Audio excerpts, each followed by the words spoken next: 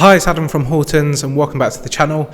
In this video, I'm going to talk you through the top 7 boxes I think you should be able to tick when choosing your estate agent to sell your home. It'll make sure you've considered everything to give you the best chance of selling for a premium price, to know how much you should be paying in fees, and to give you the best chance of getting a really high level of service. Before we jump into that though, if you're new here and want to see more videos like this, helping you navigate through the process of buying and selling properties, or if you want to see some amazing property tours, make sure you hit the subscribe button and press the little bell to make sure you get notifications about when our videos go live. We tend to post every day, so there's always something new to see. Anyway, let's get into it with number 1. The first thing to do is find agents that are in your area and check the reviews, which seems obvious, but a couple of tips with this. Don't use Google to search for estate agents in your area. Instead, go to Rightmove, search for your local area and make sure that the listings that come up are showing properties that are sold subject to contract. And you can change your setting in the search preferences. Once you've done that, then go through all the listings and make a note of the kind of 4, 5, 6 different agencies that have sold a lot of properties in the area. This shows that those agents have got a track record for homes in that same area, but also they're more likely to know other buyers that are looking in that same patch, and you may spot agents that are selling a lot of homes that are similar to yours as well. So once you've got your list of say 4, 5, 6 different agencies, go to Google, search their company name and check the reviews. So check their Facebook reviews, their Trustpilot, their Google accounts. Make sure you go to as many places as possible, as this is likely to give you a fair overview of the whole company and everyone's experiences. And if a company pushes one place to leave a review, it could be kind of burying the more negative experiences. So after you've done that, have a look to see if there's anything you can take off your list straight away that I've got lots of negative reviews. Don't worry about the odd few, but a good agent should have the vast majority, kind of 95+% of 5-star reviews. Number 2 is take a look at their listings. Let's say you've got 4 agents on your list, all sell well in your area and all the reviews look good. If then you go to their website and see all the listings, or if you go to Google and search their company name and Rightmove or Zoopla, so Hortons Rightmove, it should be able to bring up a list of all their listings on Rightmove or Zoopla. Just keep an eye out for different branch locations. Obviously you want to select the one that's most local to you. Think about how the listings look, not the style of the houses or the way they're decorated, but the quality of the photography, the style of the floor plans, the way that the description is written, and more importantly than ever is, do they have good quality video tours? This is really important as it will give you an idea of how your property is going to be presented. If they don't have nice photos, floor plans, descriptions and video tours, then take them off your list. And that probably leaves us on 3 agents or so now that are also well in your area, the reviews are good and the listings are well presented.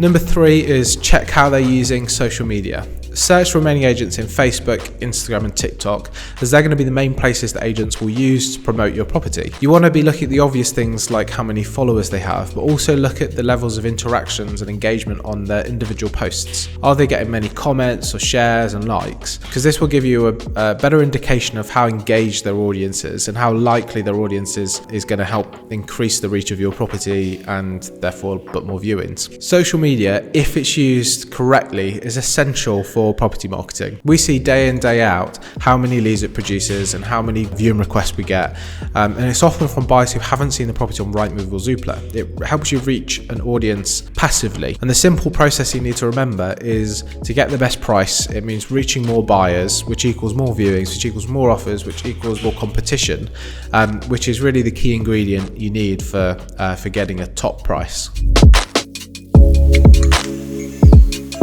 Number 4 is mystery shopping.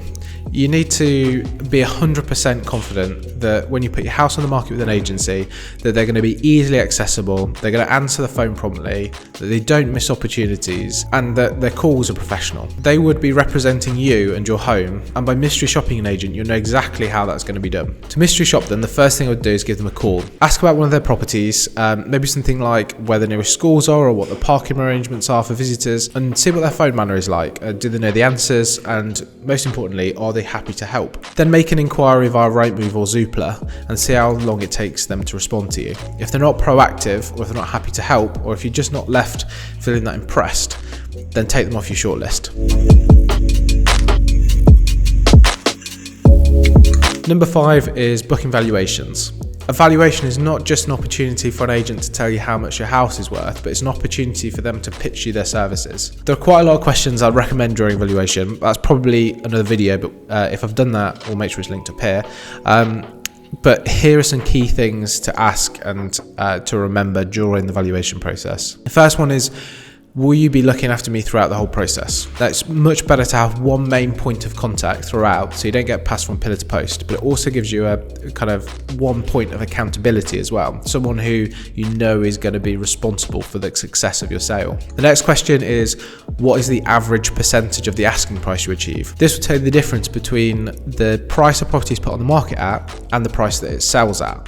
And this will indicate how accurate they are at valuing properties and how successful their marketing campaigns are. And then another really important question is, how long is your contract? Estate agency contracts vary massively. Some, like us, don't tie you in at all, and others want to tie you into 20+ week contracts. In reality, if they're confident in their ability to find a buyer and their service is going to be good enough, you won't want to leave, and they should be confident in their ability to deliver on that. So they really shouldn't need to tie you in at all. Remember, if you instruct an agent and they turn out to be rubbish, but then you're tied into a lengthy contract, there really isn't much you can do about it rather than sitting it out.